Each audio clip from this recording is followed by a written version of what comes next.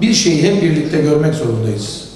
Bakın, bize 2 tane kullanma kılavuzu yazdılar dedim ya. 15 Temmuz akşamındaki bildiriyi hatırlıyorsunuz değil mi?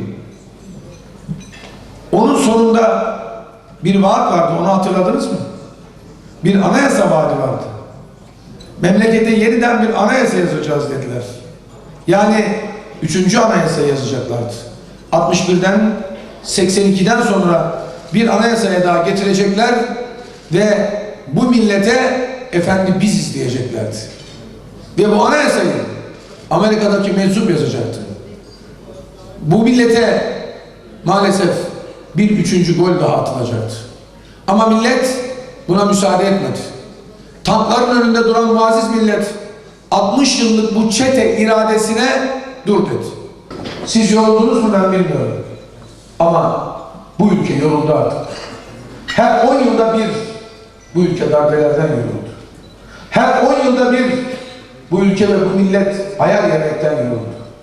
Her 10 yılda bir bu ülke biz size itibar etmiyoruz. Biz size itimat etmiyoruz.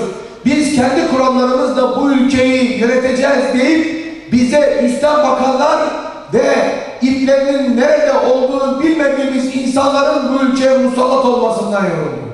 Bunların isimleri değişiyor. Bunların adları değişiyor. Ama bunların millete vermiş olduğu zillet hiçbir gün değişmiyor. Bu ülkeyi biz kurduk diye, bu ülkeyi biz kurduk diye bize hava atıyorlar. Bu ülkeyi onlar kurmadılar.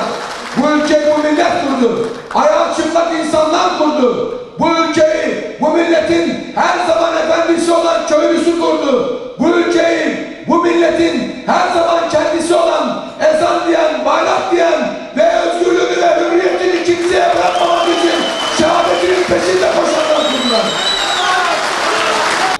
Ve bunu açıkça söylemek istiyorum. 7 Haziran'da sadece o değil. 7 Haziran'da bizim başımızda sadece bir dert yok. Bizim başımızda o derdin kendi adına ayrışmaları, ayraçları söz konusu. Hangisinden bahsedeyim? FETÖ'den mi bahsedeyim? PKK'dan mı bahsedeyim? DAEŞ'ten mi bahsedeyim? Bu DAEŞ nereden çıktı durup dururken? Paraşütle beraber bu coğrafyaya indi. Ne dininizdendirler, ne anlayışınızdandırlar, ne geleneklerimizdendirler. Kendi yarattıkları canavarlarla sürekli dünyayı terbiye etmek ve bulundukları yerlerdeki ortaklarla beraber de onları uyumlu hale getirebilmek için ellerinden gelen bütün gayreti ortaya koyuyorlar. Tesadüf mü bugün Almanya'nın bu meselelerde ortaya çıkıp tavır koyabilmesi? Tesadüf mü? Hayır.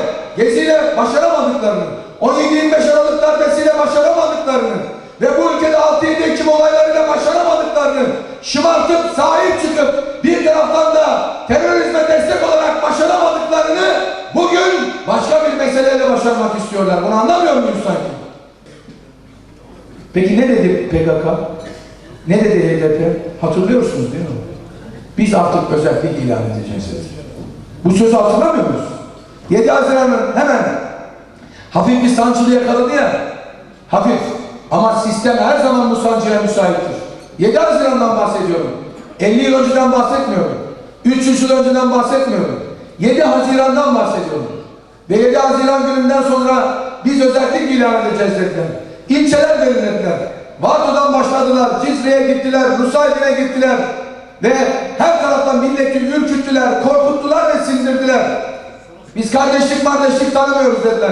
Buraların egemeni de, buraların hakimi de biziz diye aldıkları oyu korkutarak, sindirerek bir kısmını da ya özgürlük olacak, barış olacak, bizi biraz desteklerseniz biz demokrasi üzerinden bir şeyler yapmaya çalışacağız diye oradaki kardeşlerimizi kandırarak, ürküterek, sindirerek, korkutarak, tehdit ederek aldıkları oylar üzerinden bir milletin 1000 yıllık tarihine ihanet etmeye başladılar.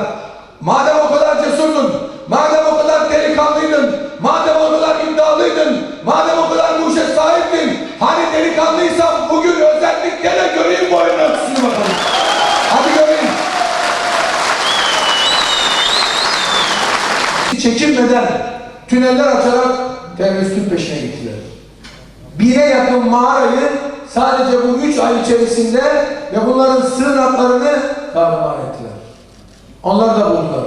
Şimdi Lice'de operasyondalar. Lice operasyonu daha yeni başladı. Devam edecek. Geçen gün Mardin'deydik.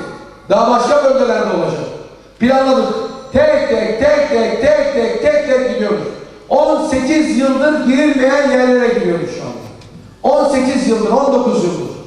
O arkadaşlar bana anlatıyorlar. Ya buralara girmek istiyorum. Birileri diyormuş ki gerek yok. O birileri kim? Şimdi içerideler. Devleti yanıltan, milleti yanıltan, evlatlarımızı yanıltan ve bu ülkede terörle mücadeleyi akamete uğratıp hep kafamızın karıncalı bir şekilde durmasını sağlayan birileri.